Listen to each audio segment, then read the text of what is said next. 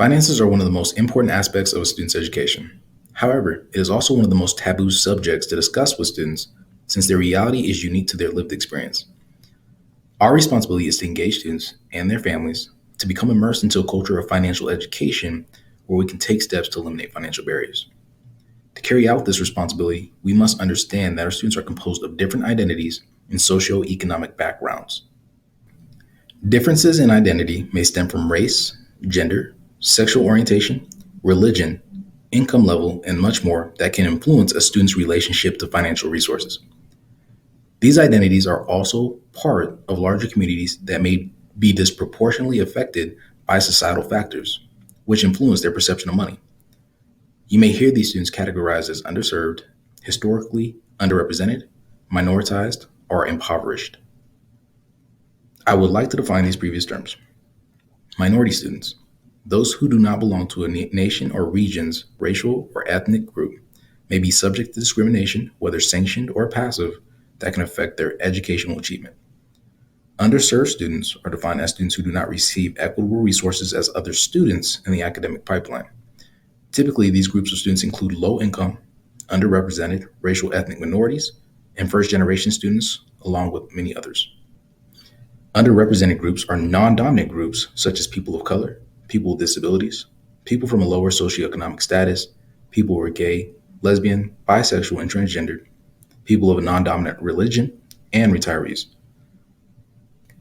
From this, we can observe intersectionality in that students who are composed of one identity may also be composed of another identity or identities simultaneously. For example, someone who is of a certain ethnicity may also be disabled. This student's experience may not be the same as someone who is the same ethnicity and not disabled. In order to encourage equity within our field, we have to adjust the conversation about finances accordingly. Additionally, we will begin to target more diverse populations of students for enrollment. We must be intentional about how we discuss finances with students, as the conversations can be ineffective if generalized.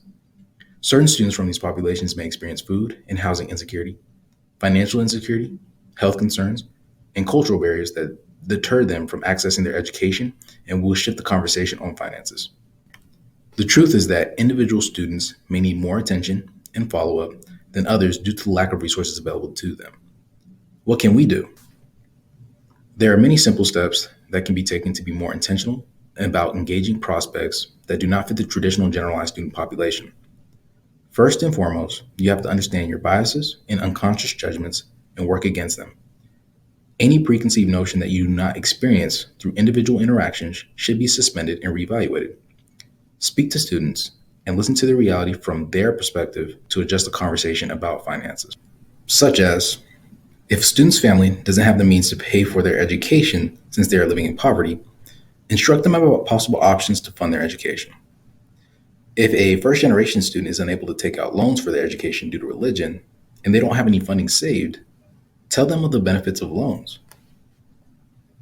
If a female student is going into the STEM field and is struggling financially, you may want to encourage her to apply for women in STEM scholarships. For others, they may just want to know that the experience of SUU is worth the financial investment, and that is something that you can provide an abundance of resources for. Second, understand that society has established a generalized experience. Students who do not fit that experience may be embarrassed, ashamed, unaware, or fearful of reaching out and getting assistance with their finances. We must acknowledge that experiences which occur on the same spectrum or within a group are not isolated on a monolith. You should generalize your approach, but create space by refining that approach for students to discuss these issues without peer or outside involvement. Whether that's setting the student to the side, calling them directly, or taking action that is true to you, all that matters is that you take action. Overall, be empathetic to student situations, listen to their realities, and encourage them to thrive at our institution. These are all things that we do really well, but being more intentional about your approach can yield drastic results to help students overcome financial obstacles.